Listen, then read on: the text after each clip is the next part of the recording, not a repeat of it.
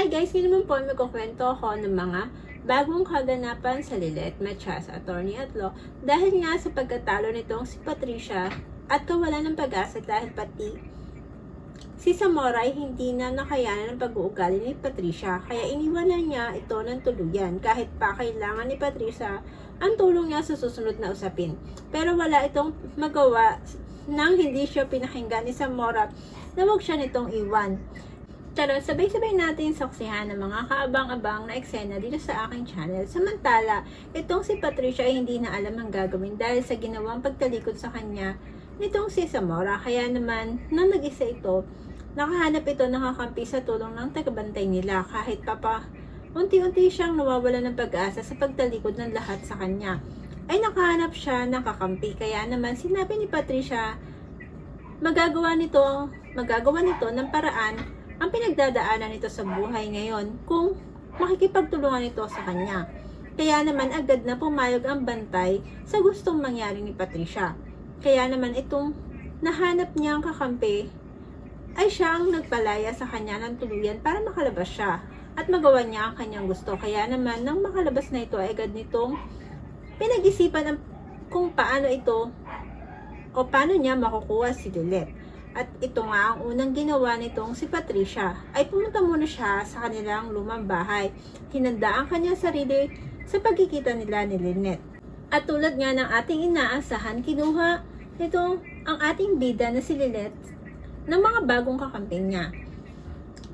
Ng bagong kakampi ni Patricia. Kaya naman itong sila Trixie at Ira ay walang nagawa ng isakay sa sasakyan itong si Lynette. Kaya naman itong sila Trixie ay agad na ipinaalam kila Ramil ang nangyari sa kanila at ang pagkuha kay Lilet ng mga bagong kampe ni Patricia.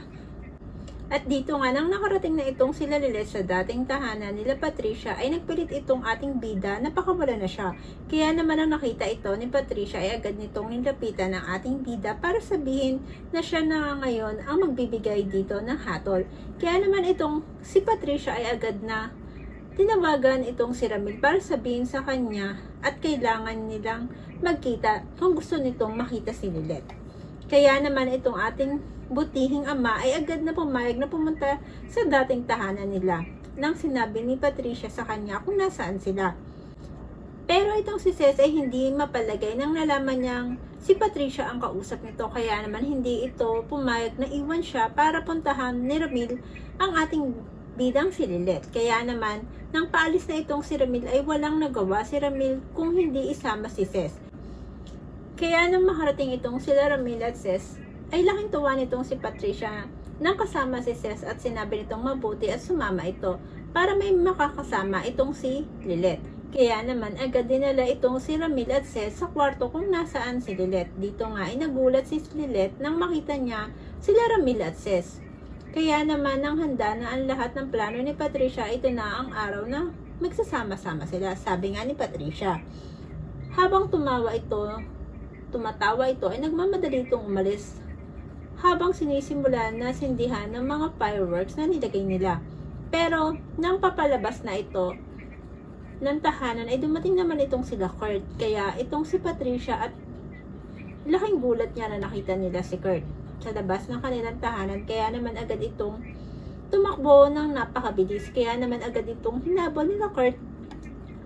Pero habang hinahabol nila Kurt si Patricia ay pumuntahan naman nitong si Trixie sila Ramil. Kaya naman nakita niyang magkakasama ang mga ito ay agad niyang niyaya ang mga ito na lumabas na dahil nagsisimula ng sumindi ng tuluyan ang mga fireworks na nilagay ni Patricia. Kaya dali-dali silang lumabas ng bahay. Dito nga, napag-alaman nilang naghahabulan sila Kurt at Patricia. Kaya naman nag-alala itong si Lilet na baka hindi mahabol ni Kurt ang tumatakbong si Patricia. Na inaalala rin ito ang kabutihan ni Kurt sa paghabol niya kay Patricia. Kaya naman itong si Trixie ay nag-alala rin na baka hindi maabutan ni Kurt si Patricia. Isang kaabang-abang na naman pong kaganapan ang ating nasubaybayan. Kaya naman po kung nagustuhan nyo to ang ating story, maaari po kayong mag-subscribe sa aking channel para maging updated kayo sa lahat ng aking na-upload. Thank you and God bless.